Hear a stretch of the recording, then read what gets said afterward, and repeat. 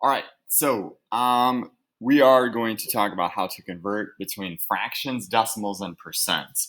So the essential question for this chapter is when is it better to use a fraction, a decimal, or a percent?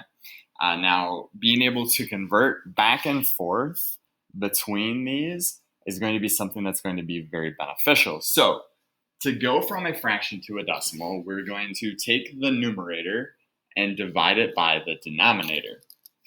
So if I gave you 2/5, I take my numerator, which is the top number, and I divide it by the denominator, which is the bottom number. It's important to know that this line here in the fraction means division. And so you could always say it as 2 divided by 5, or we'll say 2/5. So 5 cannot go into 2, add a decimal point and a 0, but 5 goes into 24 times. So my answer is 4/10. And so that is the decimal for 2/5. This decimal here stops, and so this is called a terminating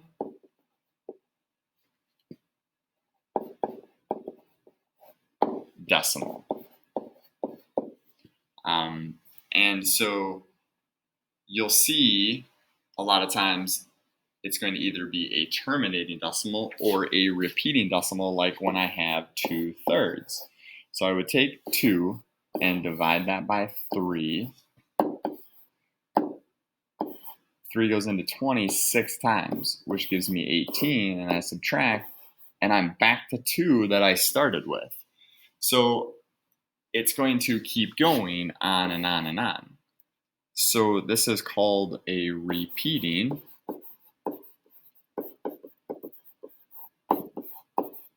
decimal.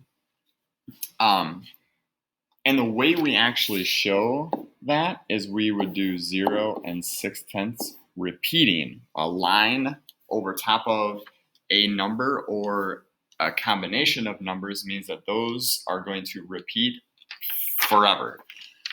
So you may end up having times where two numbers repeat over and over, and you only need to put it over top of the 2 that would keep repeating. All right. So that is fraction to a decimal. Moving on to the next one, we have fraction to a percent. So if I gave 1/8, I'm actually going to do the division. So I'm going to do 1 divided by 8. So that goes in 1 time. Subtract, I get 2. Add a 0. That goes in 2 times. Subtract, I get a 4. 8 goes into 45 times. You are always going to want to take a decimal out to at least 3 decimal places. And if it doesn't come out evenly there for the fractions that we're going to do, then it's probably a repeating decimal. So this is going to equal 0 and 125 thousandths. So after I change my fraction to a decimal, I need to move the decimal point 2 places to the right, which is like multiplying by 100. So I would move it 2 places to the right.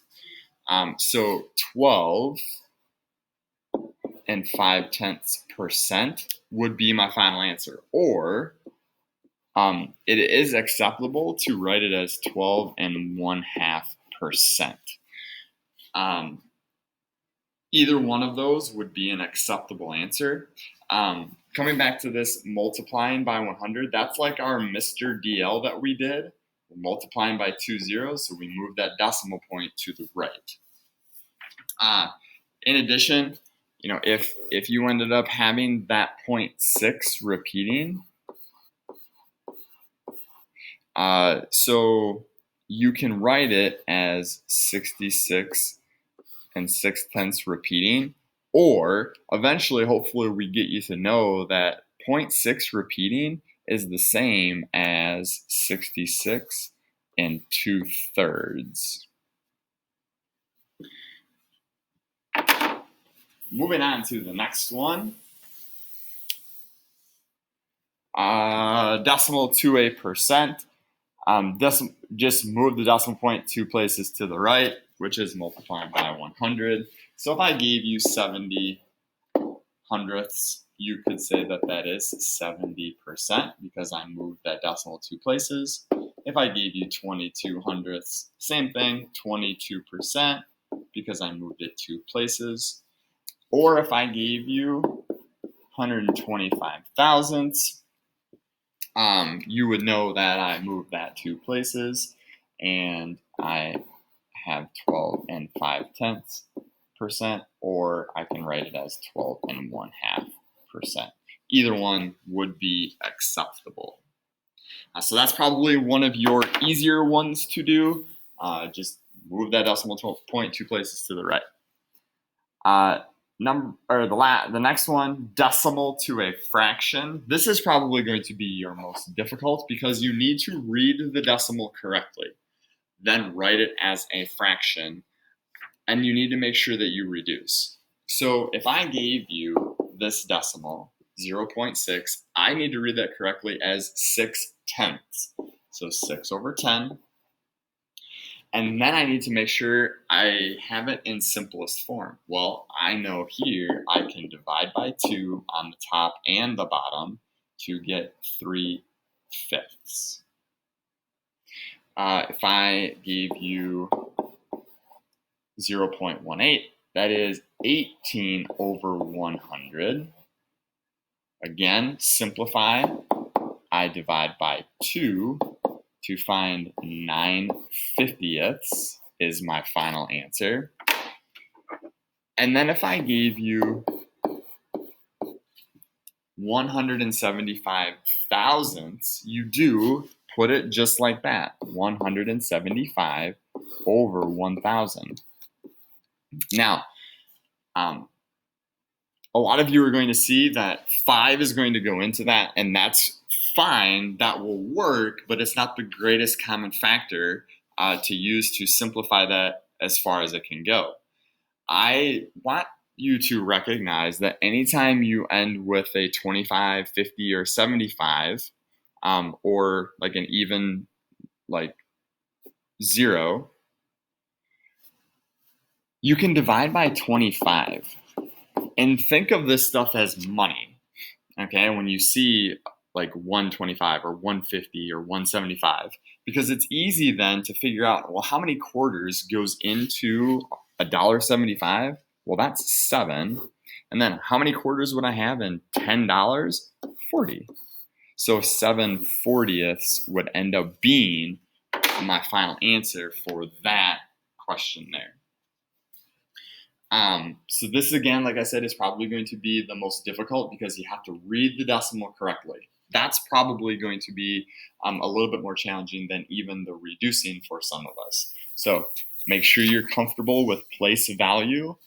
You're never going to need to probably know anything past that thousandths place value for these problems.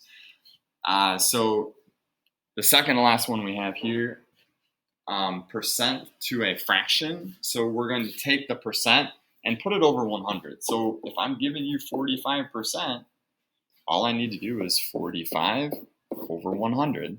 But the key part here is we need to make sure that we reduce. So if I divide by 5, I end up with 9/20ths as my final answer. And then the last one, percent to a decimal. So you're going to move that decimal point 2 places to the left, which would be the same as like our DL, divide by 100. I'm moving left. And so if I gave you the same percent, 45%, you need to remember that the decimal point is after the 5. And so if I move it 2 places to the left, my final answer would be 45 hundredths. So use these examples to help you with your mental math assignment.